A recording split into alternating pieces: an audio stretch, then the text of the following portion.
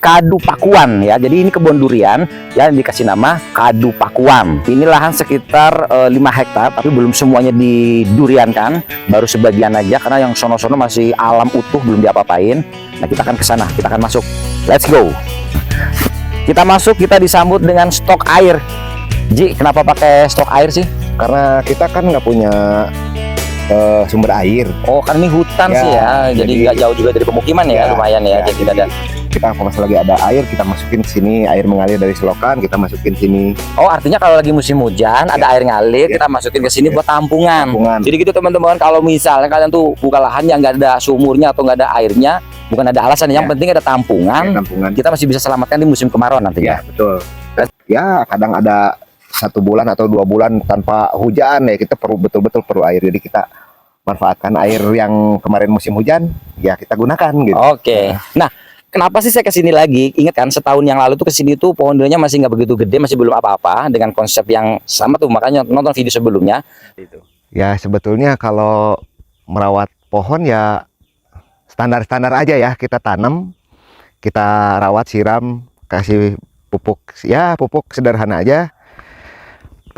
Saya pakai kotoran ayam, tapi itu tidak untuk ke pohonnya. Kita di luar sini kita betulin dulu tanah ini kan, sekalian berjalan sekalian membenahi tanah.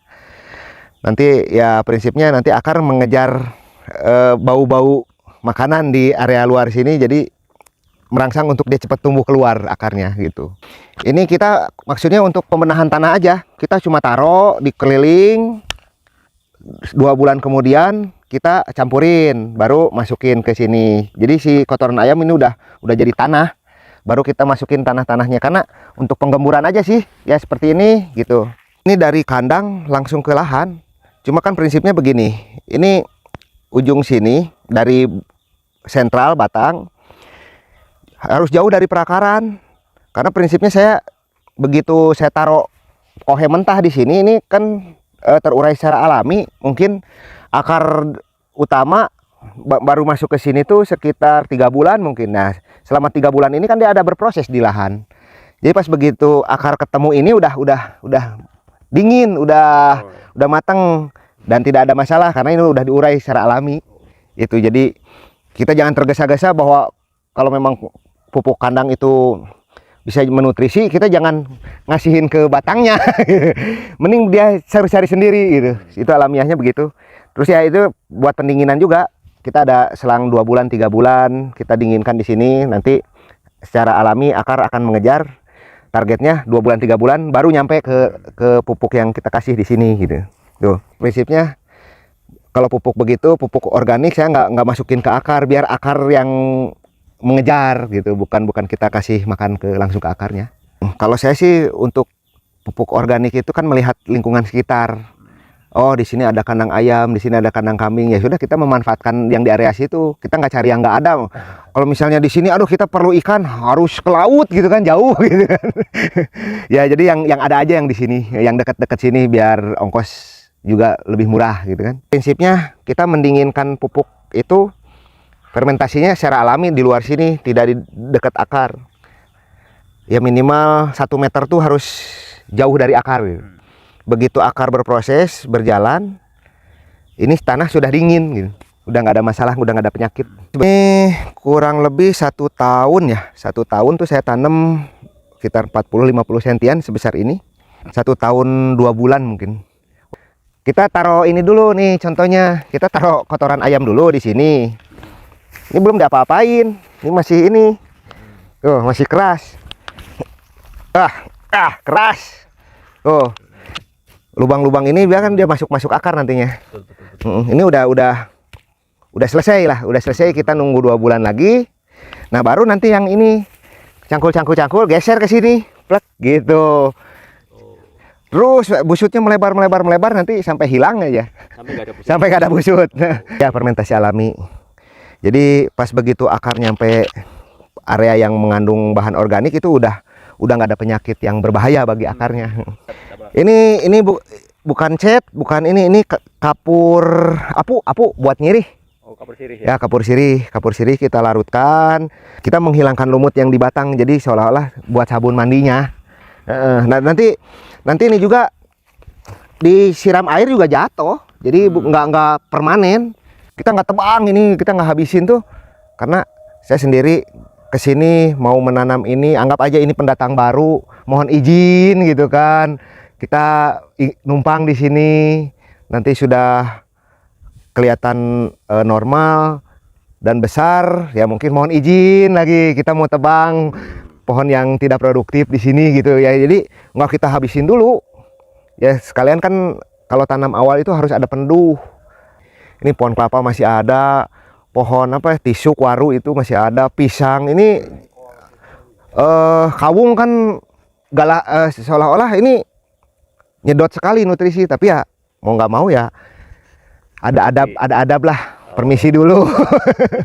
Lebih senior di sini, kita pendatang ada, karena ada di situ kan bisa jadi tempat rumahnya musang gitu kan.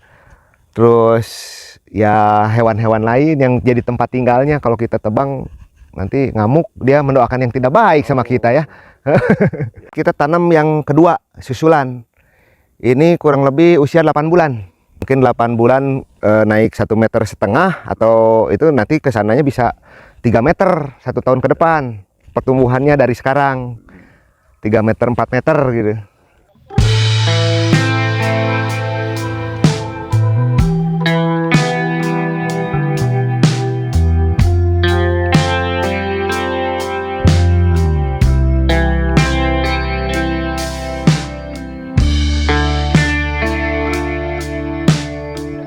Tapi ini setahun kemudian telah dibuktikan, telah terbukti nggak pakai sintetik, terus terang aja nggak pakai paklo, nggak pakai yang istilah kata perangsang ini itu, pokoknya sudah berbuah. Padahal ini tahun 2025 itu paceklik durian sejawa, sejawa. Pusat-pusat kemeranjen mana itu durian itu sedikit banget, nah, makanya sekarang udah lagi mahal-mahalnya. Di sini pohon segede kucing, udah bukan segede gaban lagi, segede kucing, segede Tom and Jerry. Itu sudah berbuah nih. Nggak percaya, sini saya tunjukin. Dan ini bunga pertama dan buah pertama mungkin ya. Bunga pertama, buah pertama aja. Ya. Ini langsung aja yang langsung di sini ya. Ini baru masuk aja. Kamera tuh bisa mendekat nggak? Coba nih. Nih. Ini buahnya tuh lebih gede paha saya. Nah, sebetis tuh nih. Ini bongkotnya ya, pangkalnya nih. Dan cabangnya itu juga lebih gede tangan saya. Tuh. Dan ini sudah berbuah, masalahnya ini sudah berbuah tuh. 1, 2, 3, 4. Ya walaupun 4 pohon segini dengan umur belum ada 3 tahun. Belum kelihatan atasnya. Atasnya masih ada lagi, alhamdulillah, masya Allah. Dan ini masih baru mau netas juga. Wah, jadi ini kamera bisa coba deh kameranya nih. Sini saya deketin deh tuh. Kelihatan kan nih? Nih bisa nggak lihat tuh nih? Ini susulannya. Ini susulannya. Itu di atas masih udah ada 2 lagi. Kembang-kembangnya itu masih ada susulan. Yang udah jelas itu 1, 2, 3, 4, 5, 6. Belum ada 3 tahun ya. Jadi bukan hoak, bukan sulap, bukan sihir ya. Betul. Nyata, nggak pakai paklo, nggak pakai semprot ini tuh. Hanya cuman ketika itu pupuknya cuman pakai kohe ayam. Betul. Tetapi dengan posisi ya sekam gitu aja lah ya, yang kan ada di kohe ayam yang sekam itu ya. Kan karena kalau kohe ayam yang pedaging pasti bercampur dengan sekam. Ya, oke ya. Jadi sesederhana itu, yang penting kita itu bertani itu nggak harus yang rumit-rumit, Ji. Ya, menggunakan apa yang ada. Apa yang ada aja. Coba, kenapa nggak pakai kohe kambing, kenapa pakai kohe ayam? Karena di sini yang paling dekat peternakan ayam. Adanya peternakan ayam, nggak ada kandang kambing. Nggak ada, ya. Mungkin kalau ada kambing kita pakai kambing. Kambing, kalau ada sapi ya kita pakai sapi. Kalau ada sapi kita pakai sapi. Jadi kalau nggak ada gajah mungkin kita pakai kotoran gajah. Masalahnya kadang salah paham nih penonton. Betul. Oh, kohe ayam, aduh di sini kan nggak ada, akhirnya nggak jadi. Nggak harus begitu ya. Betul, nggak harus begitu. Apapun yang ada. Apapun yang ada, selama itu bahan organik dari alam ya kita pakai. Tuh, oke.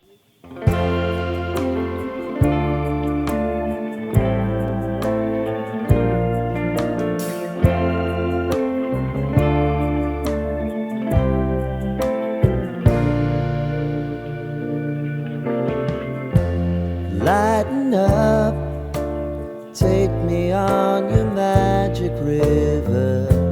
Tell me all your dreams align. Sign me up and tell me about the people that you know who are trying to feel alive.